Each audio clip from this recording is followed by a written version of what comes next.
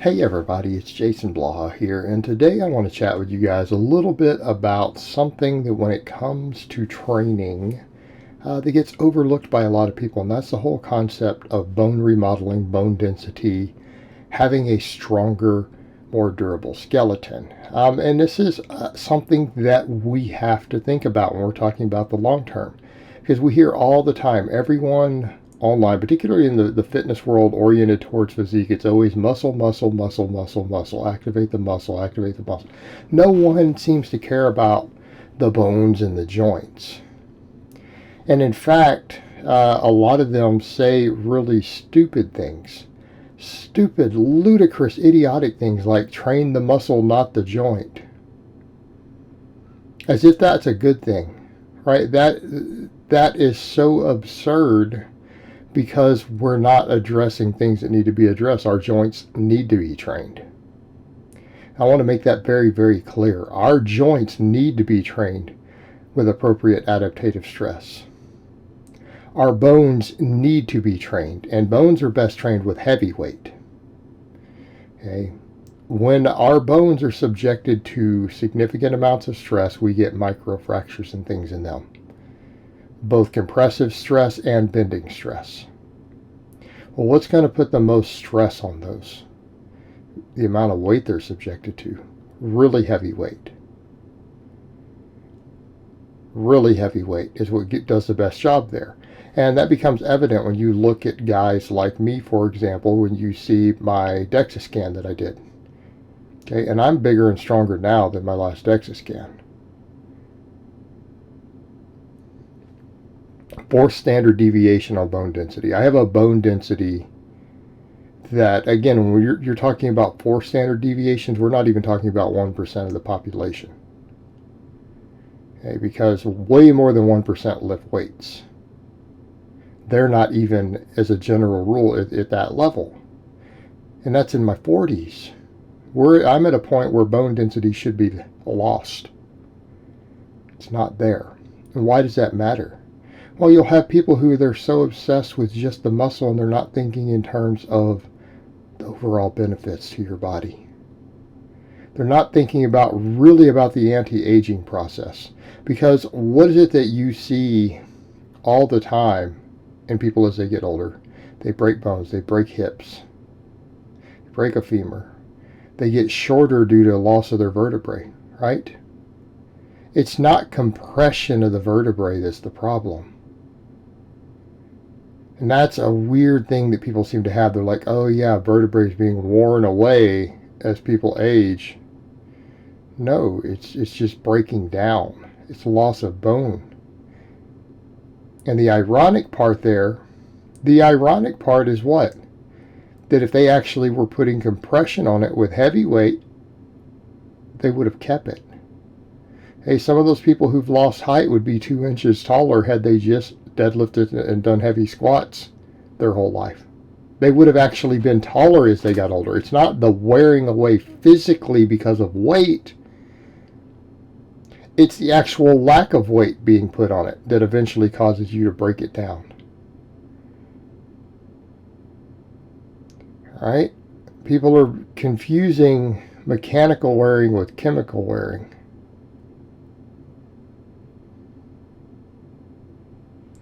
Bones are basically decaying from lack of use, not because they're wearing down. Okay, bone doesn't wear down. It's a living tissue. Bone is alive.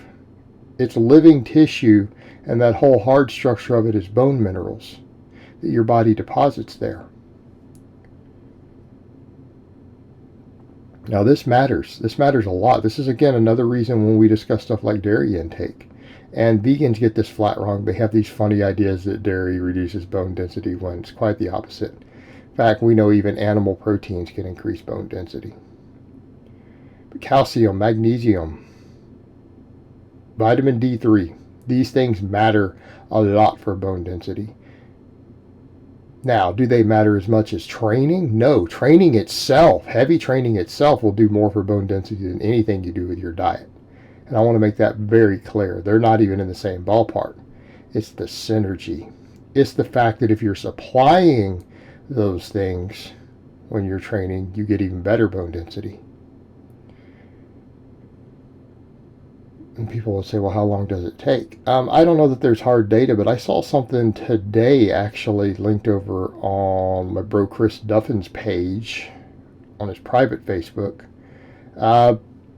where he had said that from chatting with Dr. Stuart McGill, that it does seem to take about 3 years to see a serious increase in bone density in the vertebrae. And this is why when we see back injuries from lifting, it oftentimes seems to be with people in their first 3 years of training. Because after 3 years of pretty serious compressive stress, your vertebrae have significantly and massively gotten denser and harder, and therefore they're going to be more stable in general. They're going to give less. They're going to compress less under a heavy load. And that would also suggest to us that a lot of that first 3 years spent training need to be spent correctly training the back. Tons of training stimulus for the back of the vertebrae. Again, one reason all my lifters early on, I good morning them into the ground. Okay, we still do deadlifts. We don't do a lot of heavy deadlifts. Relatively heavy. I want to get time building up their back. I want to start getting bone density quickly. I want to start building connective tissue around it very, very quickly. Usually connective tissue is a big issue there too. We want to spend time building that stuff up to prepare them to lift heavy, so that we can do it safely, because the lifting heavy when done correctly is actually very safe. Okay, it's very safe. I can assure you doing high rep flies or dumbbell bench presses is going to be just as dangerous, if not more dangerous for you than doing maxes is, once you've built an appropriate structure. But that's part of building the appropriate structure to start maxing. To max correctly, max heavy. But we need time under the iron. But we have to lift heavy to build that density too. We have to lift heavy. And I would define heavy as 80% max or more. Right? That's for these purposes. Now, people say, oh my God, Jason, there's a contradiction. People will say, you said before 80% max isn't heavy. Yeah, from a perceived exertion, it's not. For adaptative purposes, for things like bone, we're now getting into that range where, yeah, it is. It's significantly heavy.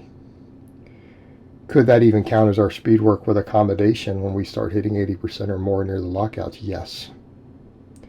We're still getting that compressive stress. Right? We're getting that compressive stress even if we're not getting quite as much of the bench stress. But the point is, when we put all of our focus into just reps, and not heavy structural exercises that train the skeleton, we have problems. And that's also a big deal. You know, a lot of times it will come up of I'll get lifters and other people are like, why do you have people do a certain amount of heavy work and then everything else comes off the skeleton? It's like you really limit it. It seems to be bursts of real heaviness, and then you pull everybody away and there's a little limited structural loading. That's correct. Because a lot of guys need to build that bone density up. They need time to build that bone density. Guys who aren't advanced lifters with at least 3 years of training, I very rarely let them do a lot of extra axial loading work outside of their basic templates, their very base templates. But those base templates are all we need. All right, that basic heavy work will get the job done. But we have to train our skeleton. And so when you see people who lift and they don't do big, heavy structural exercises with heavy weights, again, we're talking 80% plus of their max, all the way up to maxing out. Max deadlift gives you adaptative stress on the bone. How could it not? And that's what people don't grasp. They can argue all they want about the lack of muscle stimulation from only doing one really heavy rep, but a serious deadlift single will cause adaptative stress in your bone. It absolutely will. You don't necessarily have to have a minute of tension on the bone. You just need to really, really hammer it. It will have an effect. But again, for people who haven't built a lot of bone density yet, guess what? They can only handle so much of the heavy structural loading. But for people who don't train it at all, When you get guys who are like, I don't do heavy squats or deadlifts or overhead pressing or any of these things, they don't do big movements with heavy weight that use the whole body.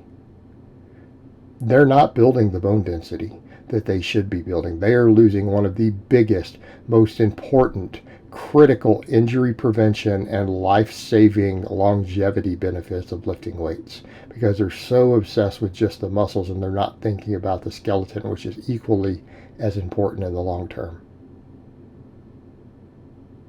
All right, guys, well, that's really all I have to say on that today. I hope it's been informative, and I will talk to you guys next time.